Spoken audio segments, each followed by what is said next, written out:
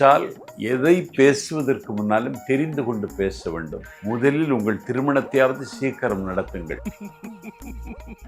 ராஜ்மோகனை பற்றி விஷால் விமர்சிப்பதற்கு முன்னால் ராஜமோகனை தெரிந்திருக்க வேண்டும். விஜய் தொலைக்காட்சியில் தமிழ் பேச்சு எங்கள் மூச்சுன்னு ஒரு நாடு தழுவிய ஒரு போட்டி நடத்தினார்கள். அதில் கலந்து கொண்டு முதல் பரிசு பெற்றவர் தான் இன்றைக்கு புதிய தலைமுறையில் நேர்பட பேசுவில் இயக்கி கொண்டிருக்கிற தம்பி விஜயன்.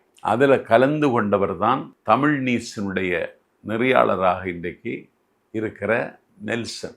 அதில் கலந்து கொண்டவர் தான் தம்பி ராஜ்மோகன். இது விஷாலுக்கு தெரியாது. அது மாதிரி காம்பியர் நல்ல தொகுப்பாளர். தமிழ்நாட்டில் முத்திரை பதிக்கிற நிகழ்ச்சிகளை தொகுத்து வழங்கியவர்.